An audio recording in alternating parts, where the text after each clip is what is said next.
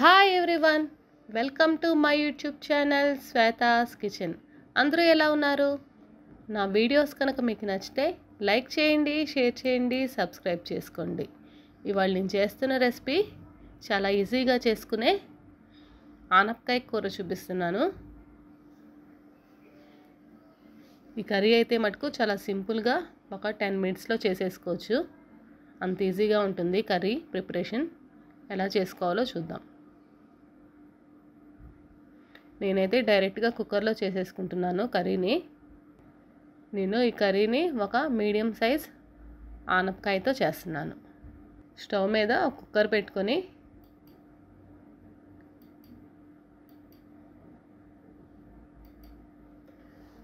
నేనైతే కుక్కర్లో చేసేసుకుంటున్నాను డైరెక్ట్గా. నేను ఇప్పుడు ఒక 3 టేబుల్ స్పూన్స్ ఆయిల్ వేసుకున్నాను. నూనె వేడైనాక ఒక 5-6 వెల్లుల్లిని సన్నగా ముక్కల్లాగా కట్ చేసుకొని వేసుకున్నాను.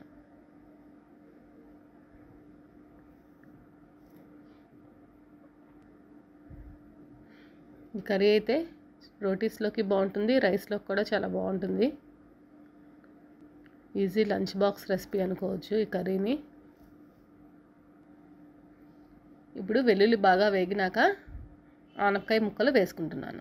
నేను బాగా చిన్న పీసెస్ లాగా కట్ చేసుకున్నాను. నేను ఆనపకాయ కట్ చేసుకున్నప్పుడు మధ్యలో ఉండే మిడిల్ పార్ట్ వేసుకోను. గింజలు అవి రిమూవ్ చేసేసి వేసుకుంటాను. నేను ఆ బౌల్తో 2 బౌల్స్ ఆనపకాయ ముక్కలు వేసుకున్నాను.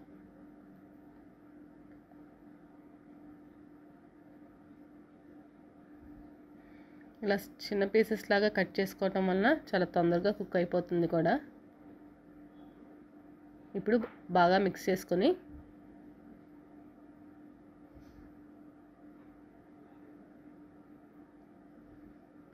అలాగే ఏ కప్ అయితే ఆనపకాయ ముక్కలు వేసుకున్నానో సేమ్ అదే బౌల్తో 1 కప్పు మెంతాకు వేసుకున్నాను. వేసుకొని బాగా మిక్స్ చేసుకోవాలి. నూనెలో మెంతాకును కూడా బాగా మగ్గనివ్వాలి.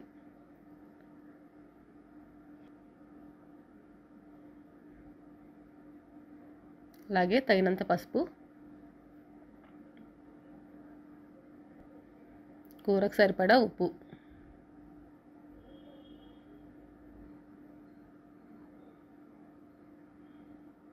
వేసుకొని బాగా మిక్స్ చేసుకోవాలి.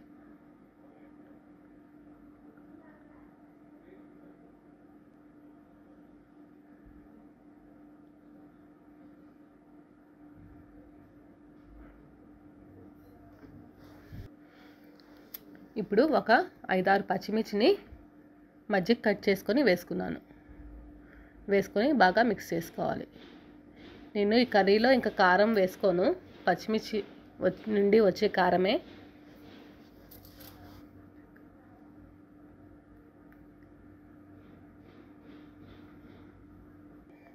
ఇప్పుడు మూత పెట్టేసుకొని లో ఫ్లేమ్లో ఒక 2 విజిల్స్ వచ్చే వరకు ఉడికించుకోవాలి. నేను వాటర్ కూడా అసలేమీ యాడ్ చేసుకోలేదు. ఆవిరి మీదే ఉడికించుకున్నాను ముక్కల్ని.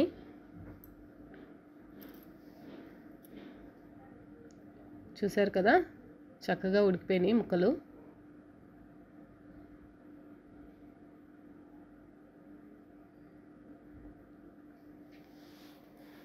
ముక్కగానే ఉండాలి, బాగా పేస్ట్ లాగా కూడా ఉడకకూడదు.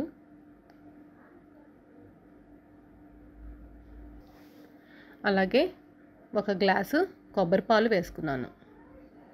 కొబ్బరి పాలు లేకపోతే కాచి చల్లార్చుకున్న పాలు కూడా వేసుకోవచ్చు. కొబ్బరి పాలు వేసుకోవటం వలన కర్రీ ఇంకా టేస్ట్ బాగుంటుంది.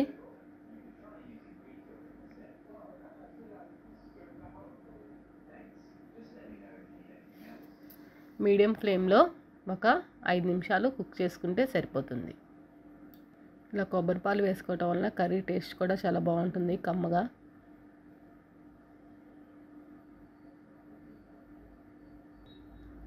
అలాగే ఒక 1/2 టేబుల్ స్పూన్ జీరా పౌడర్ కూడా వేసుకున్నాను. వేసుకొని బాగా మిక్స్ చేసుకొని మీడియం ఫ్లేమ్లో కూర బాగా దగ్గరికి వచ్చే వరకు ఉడికించుకోవాలి.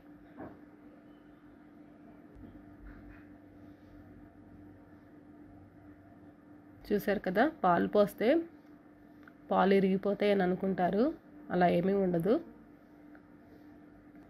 నేను సాల్ట్ సరిపోలేదని కొంచెం సాల్ట్ కూడా యాడ్ చేసుకున్నాను.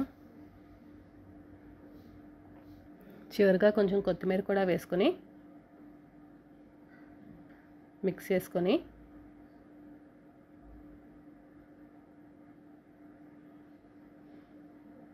స్టవ్ ఆఫ్ చేసేసుకొని సర్వింగ్ బౌల్లోకి తీసుకొని సర్వ్ చేసుకోవటమే.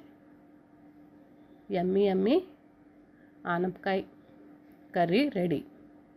నా వీడియోస్ కనుక మీకు నచ్చితే లైక్ చేయండి, షేర్ చేయండి, సబ్స్క్రైబ్ చేసుకోండి. పక్కనే బెల్ ఉంటుంది, క్లిక్ చేశారంటే నేను వీడియో పెట్టంగానే నోటిఫికేషన్స్ మీకు వస్తాయి. Thanks for watching. బాయ్.